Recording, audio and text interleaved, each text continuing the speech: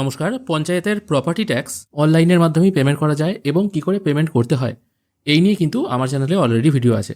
Video শুরুতেই বলে দিতে চাই, যদি না জেনে থাকেন কি করে পেমেন্ট করতে হয়, এই ভিডিওর ডেসক্রিপশনে সেই লিঙ্ক পেয়ে যাবেন। এবার ওখানে অনেকেই প্রশ্ন করেছেন, প্রপার্টি ট্যাক্স আমি পেমেন্ট করেছি, পেমেন্ট রিসিটও জেনারেট হয়ে গেছে, এবার রসিদটা আমি কিন্তু হারিয়ে ফেলেছি। এবার সেই রসিদ আমি ডাউনলোড কী করে করব?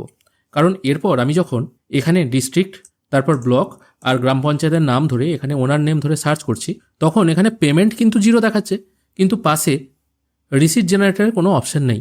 আর যাদের পেমেন্ট হয়নি তাদের এখানে পেমেন্ট করার অপশন দিচ্ছে। তাহলে রসিদটা যে আমার হারিয়ে গেছে, এই রসিদটা আমি ডাউনলোড করব কি করে? কোনো অসুবিধা নেই, রসিদ আপনারা কিন্তু এই ওয়েবসাইট থেকে আবারও ডাউনলোড করতে পারবেন। তো ডাউনলোড করার পদ্ধতি কি আছে? prdtax.wb.gov.in এই ওয়েবসাইটে সবার আগে আপনাদের চলে আসতে হবে। এখানে আসার পর আপনারা এই মেনু অপশানে চলে আসবেন।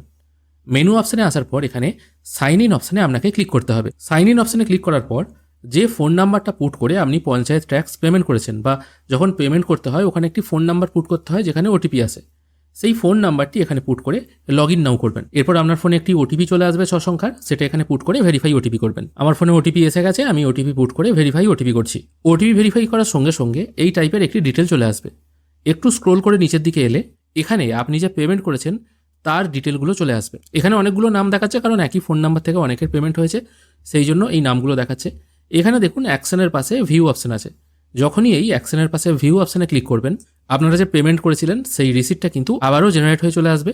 এখান থেকে এই ডাউনলোড অপশন পেয়ে যাবেন। ঠিক পেমেন্ট করার পর যেমন ডাউনলোড অপশন পান, এই ডাউনলোড অপশানে ক্লিক করে আপনারা কিন্তু এই রিসিট আবার ডাউনলোড করতে পারবেন। আশা করি জিনিসটা আপনারা ক্লিয়ার বুঝতে পারলেন। একদমই সহজ উপায়, কোনো রকম অসুবিধা হওয়ার কথা নয়। শুধুমাত্র পেমেন্ট করার সময় যে ফোন নাম্বারটি দিয়েছিলেন সেই ফোন নাম্বারটি আপনাকে মনে রাখতে হবে, তবেই কিন্তু আপনি এই রিসিপ্ট আবার ডাউনলোড করতে পারবেন। ভিডিও যদি ভালো লেগে থাকে অবশ্যই একটি লাইক করবেন। ভিডিও দেখার জন্য অসংখ্য ধন্যবাদ। ভালো থাকবেন।